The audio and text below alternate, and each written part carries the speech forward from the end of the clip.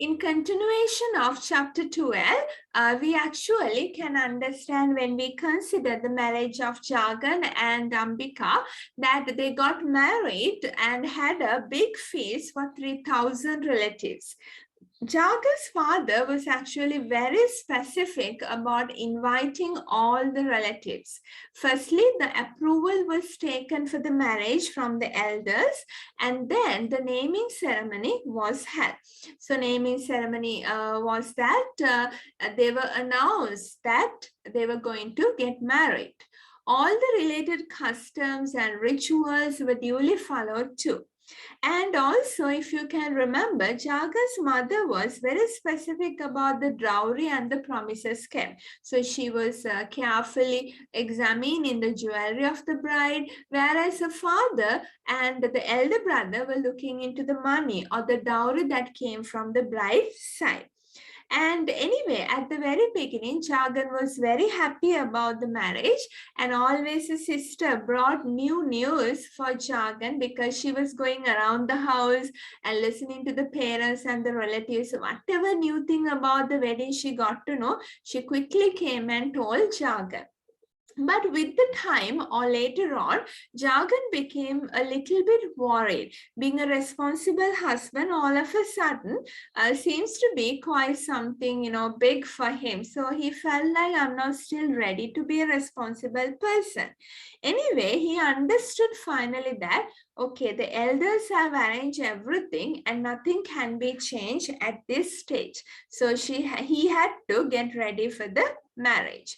And there were concerns about his attire, because everyone in the family wanted him to look great. When he went to see the bride also, he wanted to especially the brother also suggested that he should show himself as an educated, important person.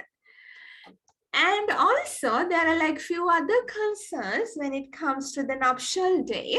On the day of the nuptial ceremony, two main problems arose. Number one was one of the elderly relatives was given a half-torn banana leaf with the foot in it, and that was considered as disrespectful. So he was making a fuss over it. Problem number two was Ambika's promised gold waistband, which is a jewelry, was considered as not really worth. It was not, as expensive or big enough as they were supposed to provide. So the mother was like fussing over it, because jewelry also takes an important part when it comes to a traditional marriage. And as solutions for these issues, Ambika's father apologized and solved the first issue regarding the banana leaf and disrespect. And with regard to the second issue, Jagan explained the situation and solved the second issue. But also, he was laughed at by the others at this point, because he was talking for the bride's side. So others were saying that you're becoming a henpecked husband, or you are like, even at the beginning of the marriage, taking the side of the bride. So it was kind of, shaming event for him anyway. Anyway, both problems were solved without a big fuss. And when we look at Ambika and Jagan after their marriage, we can find out these main points. They lived very happily, and they seem to be quite in love and sought the company of each other always. So even though it was an arranged marriage, they loved each other, cared for each other, and had a kind of a very good life. Ambika, as a traditional wife in an extended family, was assigned duties to do at home. Like in the kitchen, she had to cook, she had to wait until the mother-in-law finished eating, right? Things like that. But Jagan always wanted to stay with her. So there, again, we can see the important role played by the extended family. Because Jagan said, Jagan's brother or the elder brother advised Jagan to have some more time to spend with the other family members too.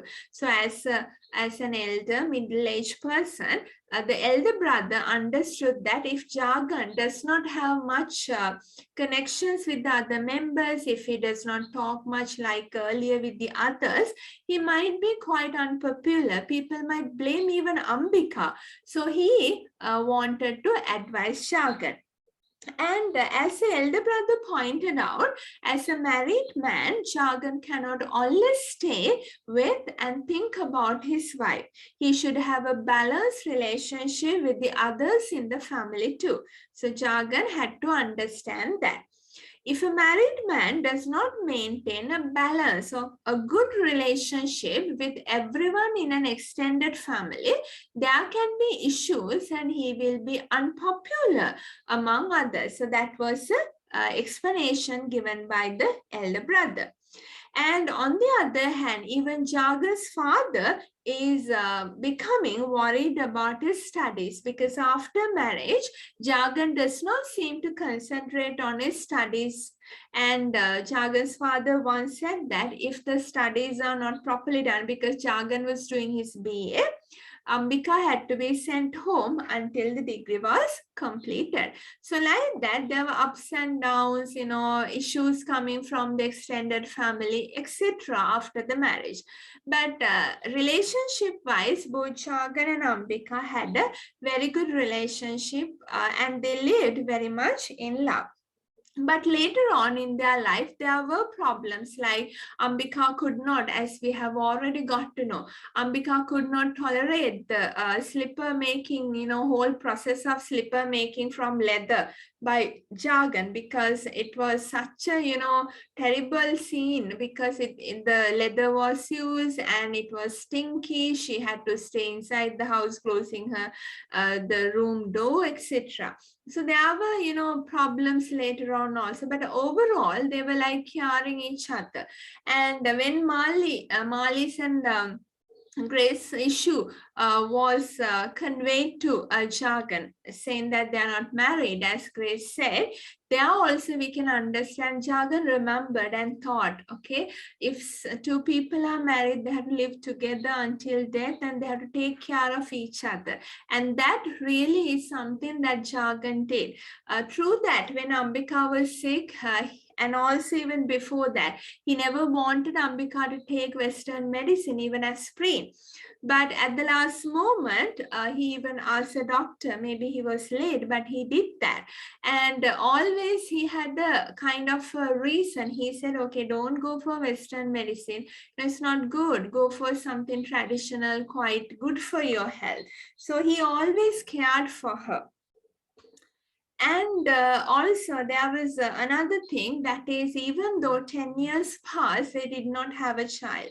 And everyone was criticizing Ambika, telling things to Ambika, but Jagan was again caring for her. And he never, uttered anything critical, anything really hurting to her. So under the topic expectations of everyone, I would like to give out few points here. Even though 10 years passed, Ambika and Jagan did not have a child. And the mother-in-law always reminded about this, and it became a real worry and a depressing, a very sad factor for Ambika, because the mother-in-law was quite critical about it. The expectations of the extended family make Ambika and Jagan have arguments even. Both of them are sure about their fertility, or in both families there were children, so their fertility, the ability to have children was not an issue, as they both come from families with a large number of children. So both Ambika and Jagan tell about their histories. I suppose it was Ambika who talked about the picture with lots of children. So both of them, because of the criticism given by and the comments given by the mother-in-law, were really worried about not having a child. And they had few arguments.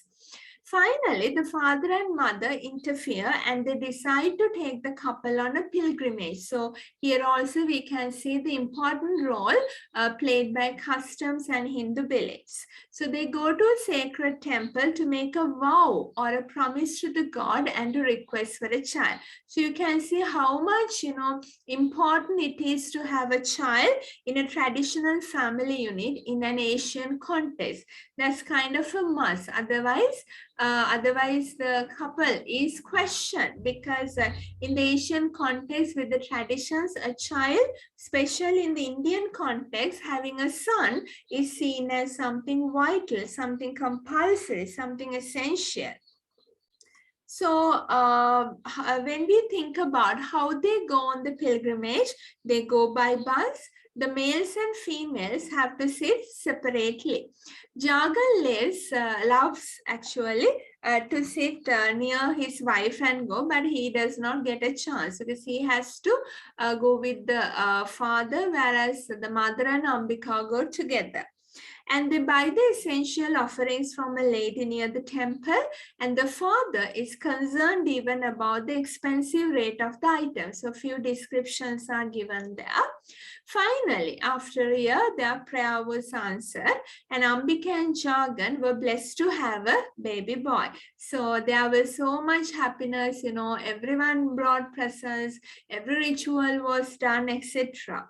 And they had high expectations of a son and got Mali. But there is a doubt, there is a problem. Whether Mali kept those high promises after becoming an adult is a doubt, right? So he became when he became a big person, an adult, today what is he doing? Is he making the father happy or very distressful?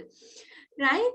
And the newly born son was given presents, money by both grandfathers, and the related customs are fulfilled duly. So here we can understand not only with regard to marriages, but with regard to the birth of a new child, and also with regard to the funerals. For everything there are traditions, cultural things that are related, as Narayan points out whenever possible throughout the story. So with all this information and the flashback, what we see basically is this. Jagan versus Mal. In this episode, we can see they differ from each other because of what they have done, how they have acted, referring to the marriage, how they maintain relationships, how they fulfill customs and traditions. I think that is quite clear, because marriage, arranged marriage versus living together, maintaining relationships. Jagan cared for the whole family as well as for Ambika, but look at Mali. He does not treat the wife at all properly. He just wants to send her away. And customs tradition, Mali did not even ask from the father or even tell the father that he's going to get married and bring a wife home. But look at Jagan. He waited patiently until everything was done and arranged by the father and never questioned even. So like that, this episode becomes a very important episode in the whole novel.